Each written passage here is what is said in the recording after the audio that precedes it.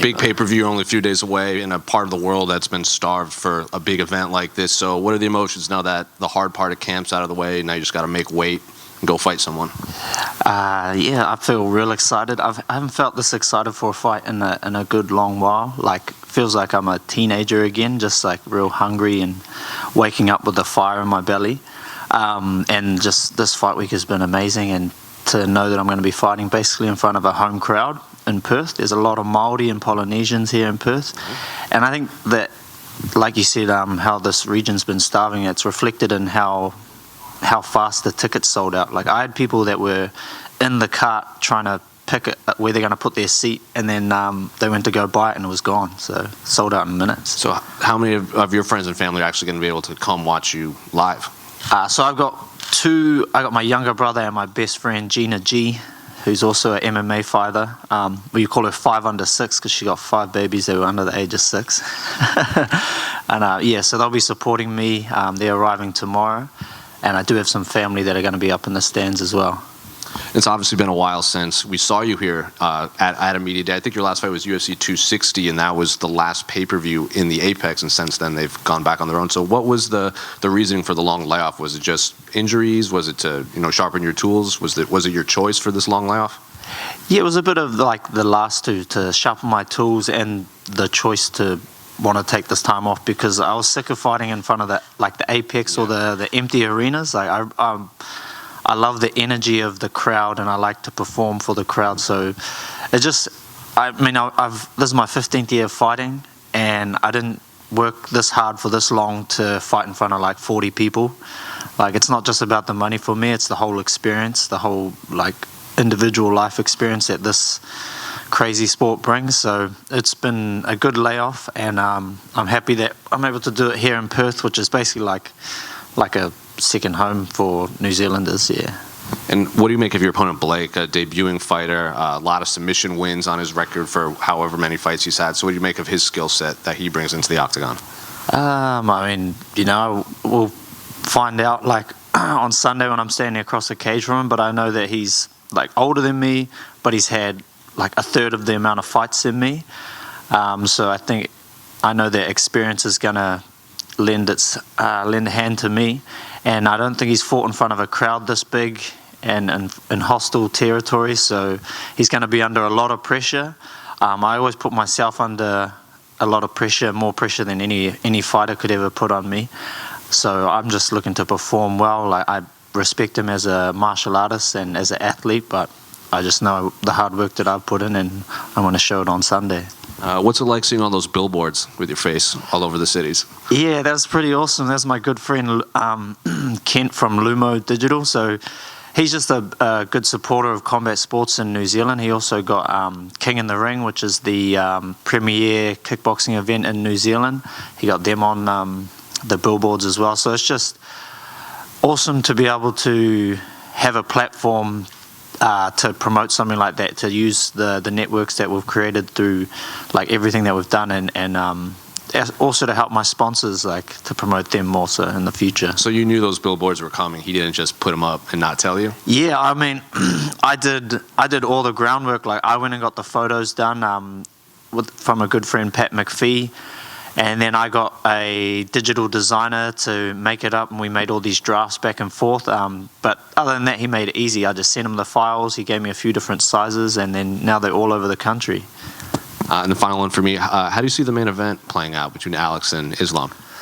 Yeah, I think it's going to be what we've not seen from Islam, other than the time we got knocked out, which was like pretty flash KOs. Like, we've not seen that look of desperation or like, I've seen it heaps in my fights. When you break a man, you can see it in their eyes, and I think we're going to see that from Islam. No disrespect to Islam, I just mean that I know the kind of pressure, not just physical pressure that Volk puts on, but he can nullify your offense, and then he keeps bringing his offense on, and I think we're going to see that in the 4th round, that we're going to see Volk basically break him down, stop all the takedowns, get up from any takedowns, and then just keep pouring on the offensive. And I think, yeah, it's going to be a hard night for Islam, but respect to both fighters. But yeah, I think a 4th round finish from Volk.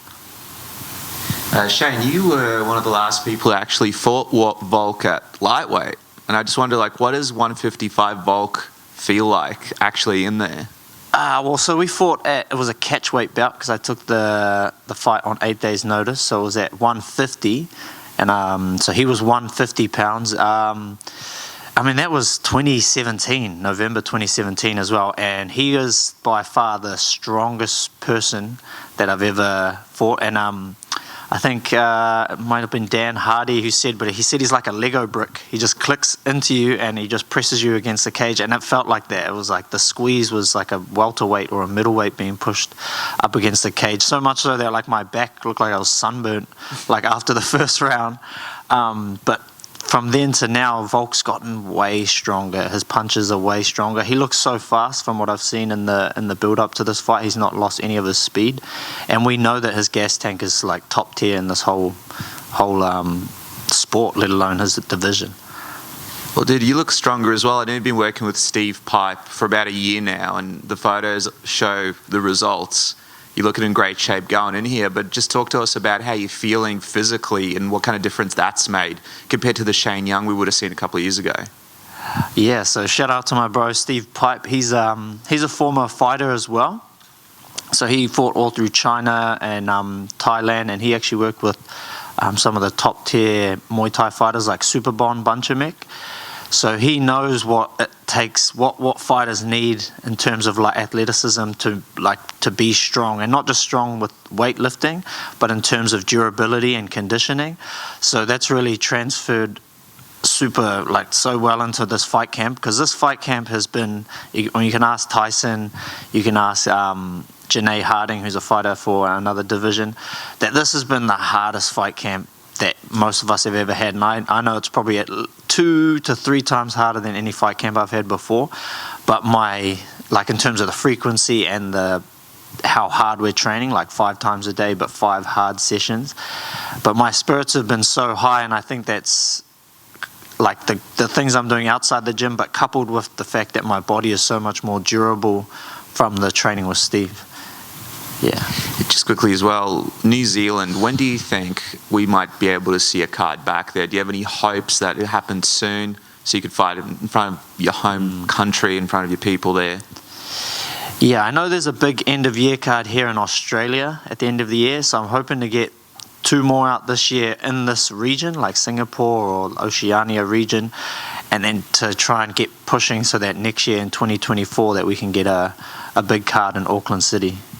Yeah, that's my hopes. But I mean, if we do it 2023, that'd be amazing.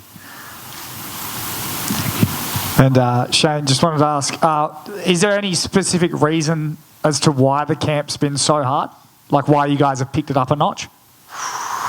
There's not just one specific reason, but one thing that I thought of like an X factor is that, I've been in the UFC since 2017, and Dan much earlier than that, but Kai, Bloods, Carlos, Israel, they've all come into the UFC. We've only been in the UFC 6 years, but in that 6 years, all the guys that are not in the UFC have just been getting better and better and better. So the mat level of our gym has just risen so high to the point where these guys are as athletic as UFC fighters, they are conditioned as UFC fighters, and they've got the skills of UFC fighters.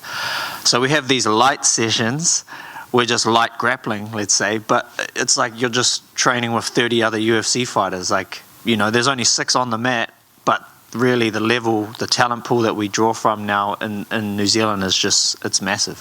When you speak about training with other UFC fighters, Volkanovski spent some time at City Kickboxing. You've fought him before. Have you guys interacted while at the gym, and is it awkward? Nah, not at all, bro. I mean, even right after we'd interacted a little bit before the fight, and I think that's why he gave me the nod, because I remember when it happened, he had 2 or 3 guys pull out, and then he just was like, I don't want to fight him because he's like a mate, but it's a bit of an opportunity if we can make it happen. But we've been on good terms before we ever fought, and only better terms since then, and yeah, he's just a stand-up dude. And in the next face-off, will we see another haka? And if someone extends their hand to shake your hand during the haka, what will happen now? I've been, in this 2 years, I've been taking time off to get more reintegrated with my, that's definitely not the right word, but just touching up on my Māori culture, and Now, I'm going to let the time for any performance of that kind happen directly after the win. So hopefully there's a lot of Māori out there in Perth that know the haka tika tonu. It's a great haka, but yeah, before the fight, it's not really time to like speak or put anything out there, but I will have something prepared. Awesome, thank you. Kia ora, Shane. Ki te pihia koe? Tino pai ahau, brother. Pai ana. Coming off a bit of a 2-year break, you can train in that time, but something that I imagine you don't really do for fun is cut weight. So how are you feeling getting ready for the fight and having to cut weight again? And do you have to go through some of the intense stuff you see, or is it normally just a bit of a diet? It's just been a good diet. Like I work with Geordie from the fight dietitian. He's been monitoring everything throughout camp, and I've put on a lot more lean muscle, which is actually really good for cutting weight because you hold the water. I'm pretending to sound scientific. I don't actually know. But yeah, apparently more lean muscle means that you can draw from that water from the muscle. So now this fight week has been really good. Eating well, staying plenty hydrated, and nothing different to last time. Was your fight camp affected much by the floods that happened in Auckland? Well, our gym is very resilient. So it was happened on a Friday night. I trained like 30 minutes before the flood started happening, and I drove home, and then it just started pouring down. I got a video from Eugene, and the gym was flooded out. Like it was for like an hour and a half. It was just pouring rain. Apparently, we got a winter's worth of rain in 1 hour.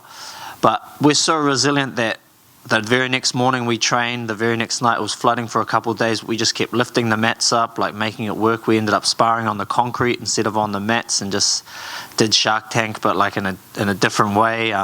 When that mat was too flooded, we went upstairs into a much smaller room, but we just made it work, and we got like a lot of hard training in over that period when a lot of other gyms would have been shut. And how much of the CKB team come across to help acclimatise and train and continue the train camp over and wherever you're fighting when you do fight? Yeah, well, there's as many people as we could stuff, really. I know Israel, Carlos, and Kaya here at the Engage pop-up store. We've got Tyson and his supporters. And I feel like we have extended whānau from other gyms, like Justin Tuffer. He's like basically part of the gym as well. So we've got like a big team with us, and I've also got my wrestling coach Andre. We got Frank Hickman, helping out with Loma. So we're all like very tight knit group, but it is more than just city kickboxing. Cool, thank you. Thank you. Shane, one more over here. In your last few even in your early fights, you used your interviews. You said you want to spread suicide awareness, prevention awareness, especially with young men in your country. So during this long layoff, have you done anything else in the community that we're not aware of that maybe kind of helps spread this suicide awareness message? So I have like a mentor, I guess, in that realm.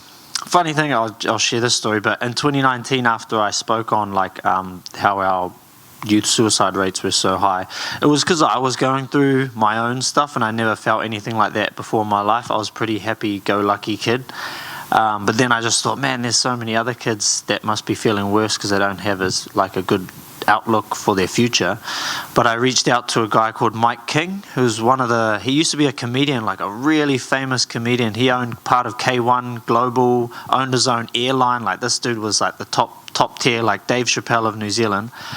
He went through all his own stuff, and he is leading the charge on helping to change the narrative around suicide and how we can get ahead of things and not just focus on like putting a band-aid over it, but like trying to find a solution to the problem.